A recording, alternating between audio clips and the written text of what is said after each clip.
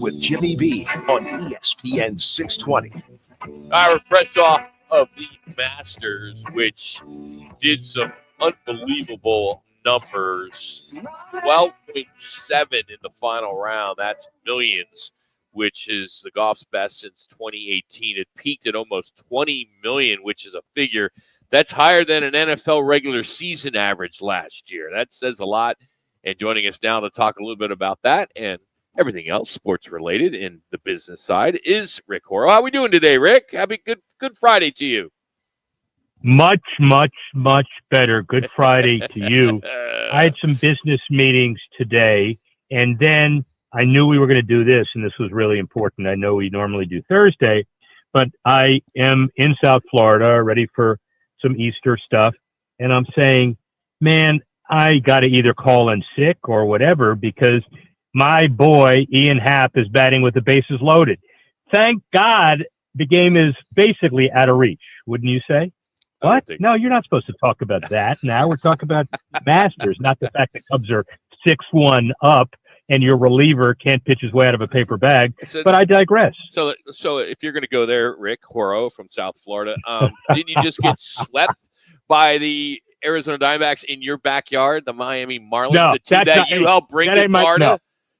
Come on. Yeah, well, I helped bring them to Florida, but then I wanted to leave them there. That ain't my team anymore. It's always been the Cubs, all right? I don't care about bringing them to South Florida. That is not a major league team. Yeah, okay. If there is anybody that speaks out about poster child for relegation, it is the Marlins. How does that team survive with 5,000 to 6,000 people per game, Rick? How does that work? Just it's a great write-off for the owner. How's that going down there? It is the very little known revenue sharing structure for baseball's bottom feeders. And when you think about the distribution at the end of the season, it provides very little incentive for guys to improve their lot, because if they make it up in attendance, then their pro rata decrease in revenue sharing from the rest of the pot. And I will tell you that many major league owners won't talk about this publicly, but they're very upset about guys that don't go the extra mile and kind of hold their fair share up. And I will take responsibility, as I'm proud of helping Wayne Huizenga and others bring baseball to South Florida in the first place. First world championship, then a second world championship.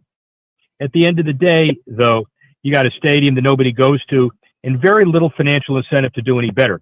And, we ought to have two relegation twins. The White Sox won 2 games the first week. They may not win 2 games for the next decade. Oh, it's bad up there. Let's talk more about Rory McIlroy, the sudden death Masters victory. Did some great numbers. Your thoughts on where golf is going? Is it feels like it's going in the right direction? The ratings are up across the board. How can they take what happened this past weekend with the Masters and take it into Quail Hollow in May for the PGA Championship and just keep this thing rolling?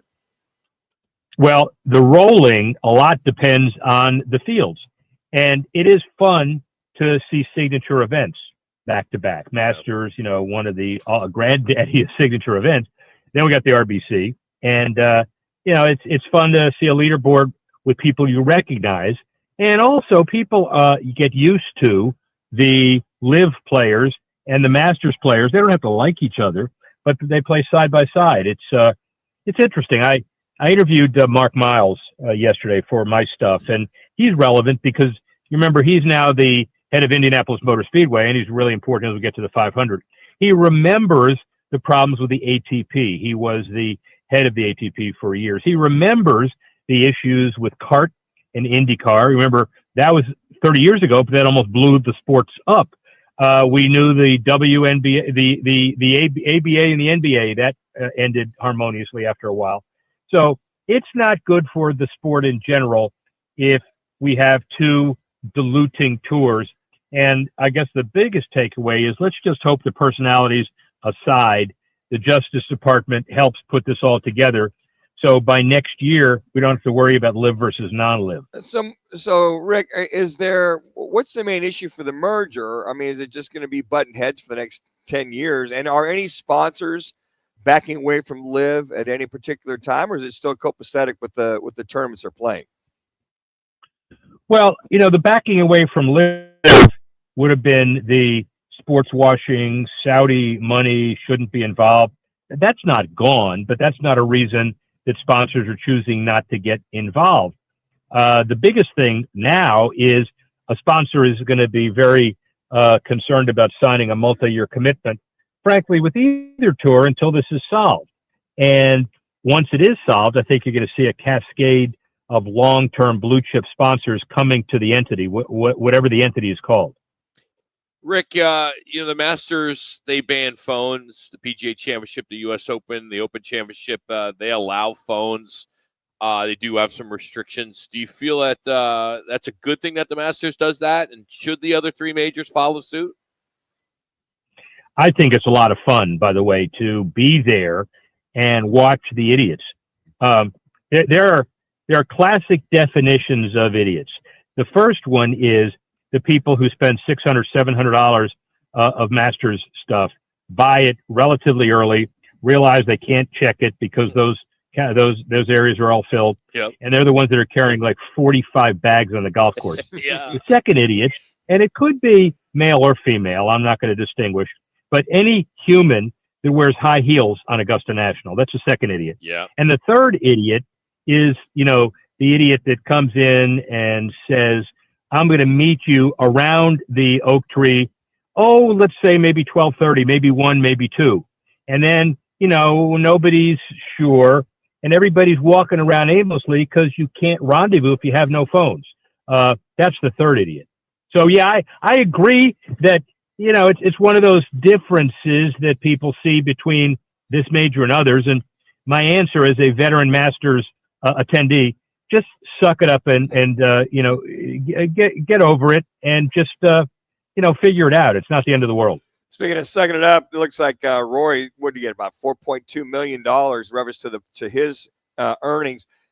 From a standpoint of marketing dollars after somebody wins a Masters, Rick, what kind of numbers are we talking? He's already a media darling per se. He has several ads out there. But how many more do you think you'll see, and how many more dollars and cents will be added with him winning the Masters and now the Grand Slam? Yeah. 3 minutes. Total revenue for him, about 45 million or so. Off course, on course, 45, 35, split. We're not going to hold a bake sale for him either way. He's the 17th highest paid active athlete in the world. And a lot of that is off-field charisma, humility, 14 years of futility and finally getting it, genuine tears, great kind of family background, some controversy, but who doesn't have that? So I think he is going to be at the center of corporate America. How many? I don't know. His big issue was how he needed to throw off the yoke of being the face of the PGA Tour because it was just too demanding of him. And you may replace that by having 30 corporations. I don't think his agent's going to allow that. But I do think you're going to see him in a few more commercials in the not-too-distant future. Rick, the NHL getting ready for the playoffs. They drew a record 23 million fans, up close to 0.6% from last year. And they're kind of, they're pounding their chest a little bit. And I say, well, you had a Coyote team that was drawing 4,500 people. Of course you're gonna draw more than you did last year. And I'm sure, and I think Delta only holds like 12,000 up there in Utah. But are they going to be able to take what they did in the Four Nations face-off and kind of get that into the playoffs and get this thing rolling? As like I said earlier with the Masters. I love the way 1 minute structured the let's put major events together, but not go 400 of them. Yeah. So the big issue over the last couple of years is, did we have too many outdoor winter classics other than the New Year's one? And now we've got a great all-star time. You got the Olympics coming up, then you got, another set of all-star at UBS, and then you may have another one of these. So I think Gary Bettman special events really great. Down here, Florida is outscoring Arizona, as you may know, in terms of hockey teams, period, but hockey teams in playoffs. 2-0. I just want you to know that. Thank you. And the two are, you're welcome. And the two that are it used to be Lightning and then the other team that sucks. Then it was Panthers, the other team that sucks. Now we got a couple of genuine rivalry teams. I'll go to game one over in Tampa. It's a great series, Sunbelt strategy, very successful for Gary, except for two notorious failures, Atlanta and Phoenix. The thing is you say all this, Rick, you rip our city. You could have stepped up as Horrow Sports Ventures, all the people you could have kept the Coyotes here. You could have talked to your buddy Gary Bettman and say, okay, we can make this work. You could have reached out to one of your billionaires and said, hey, come on, be the white horse and save NHL hockey in Phoenix. I mean, why didn't you? You didn't realize that. But back when Steve Patterson was running the franchise for those 3 hours, I don't know if you remember that. I do remember. Yes, I gave him a proposal saying, I'll work because you don't have a lot of money. I'll work for $1.50. Okay, but I want unlimited parking spaces for bowl games. And he said, I don't control that. Rock and Minuch do. Okay. I'll forward it to him. It's crickets. I never got a response. Yeah. I would have helped save the team, but for your lethargy on parking spaces. Your Northwestern Harvard background, it's it just came back. Oh boy! Good. Yeah. Couldn't get into Wharton. We needed a business guy. We needed somebody from Wharton. Oh my God! Here we go. What are you guys going to crack East? Are you going to crack Easter eggs over your respective heads? What are you guys doing on Easter? Speaking of that, why is it that it's the Easter egg, right? It's an egg. Yeah. And it's about bunny rabbits, but bunny rabbits don't lay eggs. I don't get it. It doesn't make any sense to me. Why are we doing? Pretty good. Yeah, that's why I went to Penn for that one class. I have that. If you would have went to Penn, you would have these good takes. He didn't miss any on those birds and bees, did he, Rick? Wow. That how long did it take you to come up with that? Like week? That was not bad. I've been waiting for Good Friday. I've been waiting. Hey, happy Easter, buddy. Very well done. Happy Easter, guys. We'll talk next week. You guys. See you later. Rick Horrow. Bye-bye.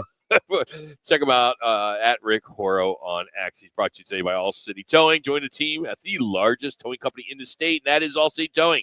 I talk about it every day here on ESPN 620. They have plenty of positions, and they are ready to hire. So if you're ready to take your career to the next level, visit them online at allcitytowing.com. Just search careers. That's All City Towing, where your future is on the move. All right, coming up, we got some football to get into. Aaron Donald, big story. We'll talk to you about that next. It's Rock and Minuch with Jimmy B right here on ESPN 620.